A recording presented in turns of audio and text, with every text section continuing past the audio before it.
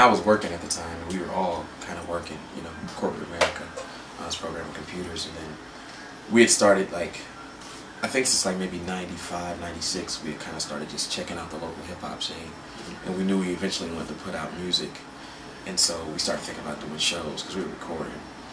And so I just kind of took it on myself to start like dubbing tapes at home. And I was like, well, I don't want to do any shows if we don't have any music.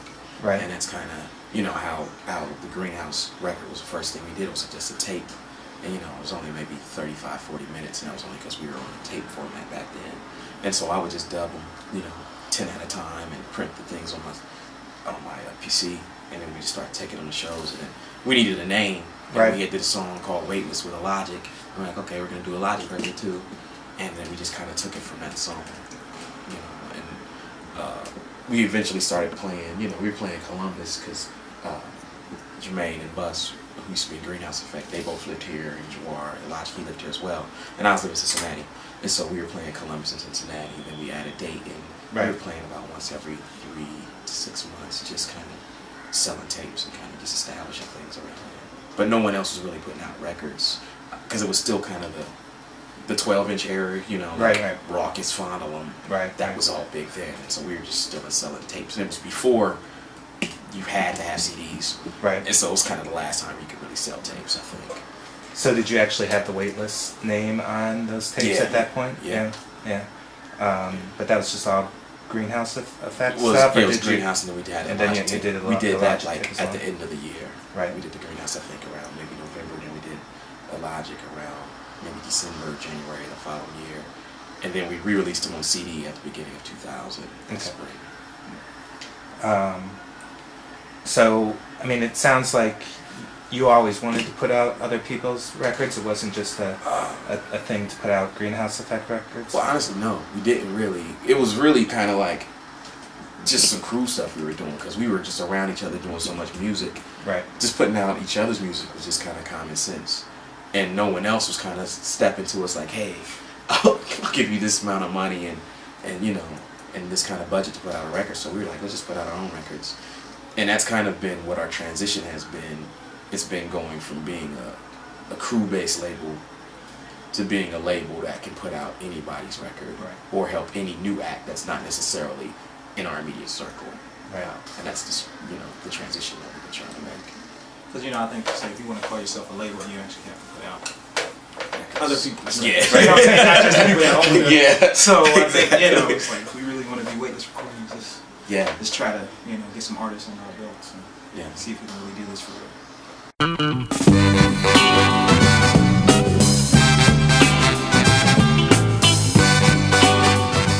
I think it was big. There was more acts then, in like 99 to, well, I say 98 to 2001.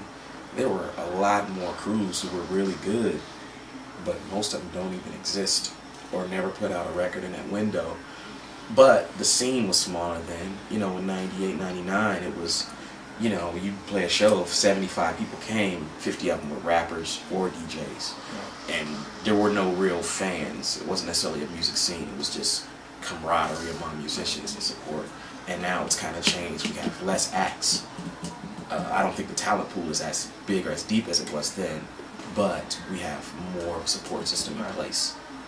Yeah, I don't think there were really any labels If you of our, the you know, of our ilk. In terms of like, you know, the independent of this type of rap, you know, you had like a Big Daddy Sound, they were doing, you know, different type of music, but just, you know, locally based, you know, hip hop labels, there were none. And so, and the only crews even putting out stuff was like the Phono Sluts, Prism. He probably put out 4 records in between 2000 and 2001 himself. He was putting out you know, him, Spitball, 3MS. They put out at least 3 or 4 records. They put out mix CDs, Paz mix CDs, and Low Zone. They put out 1, and that was all between like, you know, 2000 and 2001. And at that time, so when we started doing it, like we were and then obviously you had like the megahertz copyright, it got signed. Right. But locally, it was just pretty much, you know, Spitball and Phono Sluts and Weightless, and that was the only people putting out stuff. Right. I mean, you were talking before about, you know, generally the audience was, you know, made up of people that were rappers or, you know, part of a crew or something. I mean, so what were your goals as far as putting out your records at that point? Was it just to reach those people, or did you have grander aspirations? When I first started, I just wanted to be like the crews that I had saw that inspired me. Like, I remember me and Jermaine went to the Hip Hop Expo, it was like 95 maybe, and that was the first time I saw somebody with like a MPC, like drum machine, like one of these. Right, right. And it was like, it was like the man on the moon to me. It was like, wow. And then he was just pressing play, and his beats were so amazing. And I was like, man, you know, I was like, Jermaine, if we want to play like we want to be big boys, we gotta play what the big boys are playing. We can't. We're little boys, man. Look at these guys. They're serious. You know, the equipment. Somebody's got to put some money where their mouth is, and you know, and invest in the music. And at that point, all I wanted to do was be like, you know, the Megahertz or Brothers Grimm or the Intellect or Spirit. Like, those are the groups that were kind of the pioneers of, like, you know, from the Groove Shack era on, that we were looking up to in terms of the stage show. And all they just had local respect.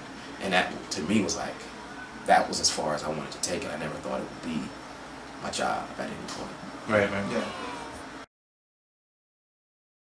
That one, it was, well, see, that one, it was hard to tell, because when we were, that's kind of when like hip hop on the internet kind of took off. Like, there were, for the first time, that's when like online retail spaces from like Sandbox Automatic, Hip Hop Site, the other one, Full Blown, was taking off. And so, ATAC, like, and so we were selling tapes in places we had never been, and it was a weird concept to us. So the response to us was great. You know, I think we ended up selling at least 500 tapes, and you know, in that 7 to 12 months before we released it on CD. And the same thing with the Logic, and that one was one where the press actually got aboard that one, and people were giving it, you know, really high regards on like the, Unforeseen Shadows. And so it was weird for us, but it was good because it helped us, you know, get out of state. And without Up to Speed and Unforeseen, like, we started playing Louisville, Chicago. Where else did we play then? I mean, Cincinnati. Those, Louisville, Chicago, Minneapolis, those were like the first markets we were able to go, and those were just cassette tapes. And I think a lot of it had to do with just being able to get outside of Columbus, because the online retail and people were just really hungry for it now. The market wasn't flooded back then. Right. And then I think like locally, like, we kind of came out of nowhere. Yeah. In terms of how the scene, because it's not like, I mean, we would show up, you know, we were just faces in the crowd at the time. Yeah. And then we just came out, we did a show, and we had product. I don't think anybody really did that. You know what I'm saying? The first time you see them, here's a tape. Right. Yeah. You know what I'm saying? You can check this out. Whereas, you know, before you would just come, you would do a show, you would be at open mics, you would, you know, and then they would get to know you. People were like, can we get something? Yeah. We were just right here. Yeah, so we kind of came out of nowhere. People were like, oh. You know, I think, and then on the other side of that, I think with Up to Speed, I think people were really surprised at the, you know, the sound quality of it. You know what I'm saying? It necessarily, you know, when you hit play, you know what I'm saying, it was clean, it was crispy, you know what I'm saying, for what, you know, what we had back then. And what, you know, you would expect out of a local tape. That's what a reaction I would get. People would be like, wow, this sounds really, you know, clean, and I'm not used to that. I expect more griminess, more, you know what I'm saying, dirty, you know what I'm saying? Yeah, 4-track stuff. Yeah, 4-track stuff, you know, because we were on the digital 8 at the time. Yeah. So. And those were the first recordings we ever did, so we didn't really expect anybody to really, and we definitely didn't expect like those recordings to still be in demand at this point. Like, the funniest thing is every time we'll press like Up to Speed or Unforeseen, they'll move fast, usually faster than any of our newer records, because we put them in press maybe like a year, or maybe get 1,000, 2,000, and we'll take them out of press for a year, and every time we bring them back, the demand gets bigger and bigger. You know, we think people forget about, because we forget about them. I haven't listened to those records in like 2 years at least. Right. Especially the Greenhouse record. I refuse to listen to myself back then. Yeah, I'm not listening. But I like the beats. You know, I like the production on it. But I can't listen to myself lying that long ago. Do you think that's just a matter of you having a larger audience now and people want to check out the old stuff? I think so. Yeah. And I think as an artist, you forget, like, you think that, you know, oh, they've heard everything. And then you forget that maybe they haven't. You know what I'm saying? Maybe they just got introduced on this third record that you. Yeah. You know, and then, you know, there's actually people that want to reach back into your catalog. Yeah. And you forget. You're like, oh, yeah, that's old to me. Why would you want to hear that? Oh, right. You like my stuff. So you want to hear that. You know what I'm saying? Okay. You know. I would listen to it, but if you want to. Yeah, last time we were in Ann Arbor. We had a show in Ann Arbor. Okay. And, like, this girl was telling this dude to buy life sentences. And I was like, well, you know, that's Inkwell, he's not in the greenhouse. She's like, oh, I know all about greenhouse. All I know about Inkwell. Yeah, he's a preacher now. I was like, wow. She was like 20, you know, she's telling this guy who's like 10 years older than her, like, about greenhouse effect. I was like, okay. Well, no, she's like, oh, don't worry, I got the Radiohead and the Columbus Request. I'm just telling him what's up. You know? Right. You know, it's like every time we go out and we think like these titles aren't going to be in demand, it's good to see that people are still doing their research. Right. You know, and your new body of work isn't always what creates the public perception. Because that's always what you're excited about, the new stuff. Yeah. Right. You're like, oh, I just created this, I want to. But you know, I think there's a balance as an artist where you got to realize, you know, people want to see your progression too. Right. Yeah. And you got to have that for them, you know. You know, so it's tough, you know, because you're like, yeah, what? That ain't me no more. You want this is new me. Yeah, and that's the problem when you run a label and you're artist, because you got your artistic things that may stop you from pressing a record that sells. You're like, man, I don't want to press this, because I do this to him all the time. Like, man, I don't want to press that record, Jermaine, and it'll be my record, and it'll be like, well, you know, it still sells. You can't just not press it because you want some artistic shit. Right. Press the record. You know, these are moving. We're gonna keep selling them. Right. You know, but it's just weird. Kind of going back to the history a little bit. It seems like you kind of stepped the efforts of the label up a little bit once you moved back to Columbus. Is that perception correct? Yeah, I agree. I think it helped a lot, because a lot of the things that we're doing now were things I always wanted to do in Cincinnati when I was living there, but I never had the team around me or the guys who could help me make a difference like that locally. So in Cincinnati, when we would do shows there, I would flyer just like I flyer here and go out and promote and do things, but I would just be by myself all the time. And we had a good strong draw in Cincinnati, but I had no one to help. Right. And then I came back here and no one in Weightless was flyering. So when I came back, and then I had like, you know, 5, 6 bodies that helped me, and everyone kind of comes together and we kind of see how far we can take it. It helped a lot. It took a lot of pressure off me, and I think we were doing it in a market that I think is more supportive of independent music than Cincinnati, from my experience, at least for hip hop, you know. And so it helps a lot, you know.